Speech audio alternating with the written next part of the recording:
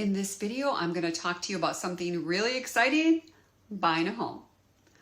But before you start dreaming about your house, the white picket fence, the big yard, I have a question for you. Are you financially prepared to buy your dream home? That's what we're going to dive into today. Let's start with some basics. Buying a home is a big financial commitment. So you need to be able to afford not just your down payment and your closing costs, but you also need to be able to afford to pay your mortgage payment. Now, many people escrow their taxes, HOA, and homeowners insurance so that they just have one payment at the end of each month. So that includes your principal and interest that you owe your lender, in addition to your monthly payment for your property taxes, any HOAs, and your homeowner's insurance. So those are all things that you need to consider when it comes to buying and owning a home. But wait, I'm not done. What about maintenance costs? Maybe you built a new house so that you wouldn't have any maintenance costs, but what if you didn't? What if you bought a house that's, say, 30 years old? You will need to do maintenance and upkeep, and you're going to need to do it regardless of whether the home is new or existing. So keep that in mind. So before you start your home buying process, make sure that you have a solid financial foundation. So what do I mean by that? You're going to need a good credit score. Doesn't mean perfect, but it means a good credit score. It depends upon the lender that you choose, the type of loan that you're going for, the type of property that you're buying. There's a lot of different factors that come into play. A good credit score is typically anything 680 or higher. But if your credit score is lower, it doesn't mean it's bad. Maybe you have just too much money charged up on your credit cards, and if you lower that down to 30% of your credit line, meaning if you have a $10,000 credit line and you don't exceed 30% of that, which would be $3,000, that will help to raise your credit score. You're also going to want to know your debt to income ratio. Debt to income ratio is commonly referred to as DTI in our industry. So if you hear that terminology from your lender, you know exactly what they're talking about.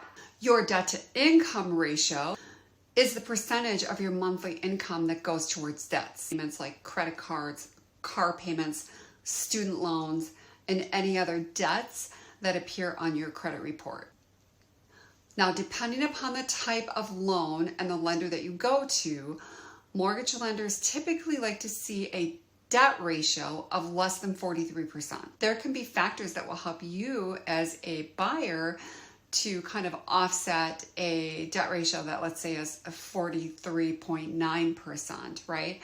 Or maybe you can pay that down to get it below the 43%. This is a guideline to follow because this will vary depending upon your lender and the type of loan that you end up using to purchase your house. Let's talk about savings.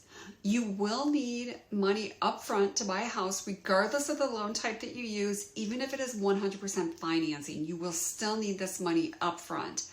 And hear me out and let me explain this to you. So we have in the real estate industry what is referred to as an earnest money deposit. It's your skin in the game to purchase your property. Some states also have due diligence fees, which typically go directly to the seller to compensate them for the time that the property's off the market. That would be the time that you went under contract. And let's just say that you have a 3-week inspection period for you to go ahead, do your homework, research the property, have all types of inspectors out to the property to verify that what you're buying is really truly something that you want to buy that doesn't need major repairs. So that is your upfront money just to get under contract. Then from that point, you're going to have home inspections. There could be pest inspections. There might be foundation inspections, roofing inspections, well and septic inspections. Whatever the case may be, there's extra money that you need to come up with to compensate the vendors for doing the work to give you a report and show you what the status of a particular item is on a home. Let's just talk about foundation for a second, right? So maybe you have a foundation specialist that comes out. They're going to want you to pay them right away because guess what? There is a chance that you may not close on the property. So these are contractors that you need to pay up front for their service.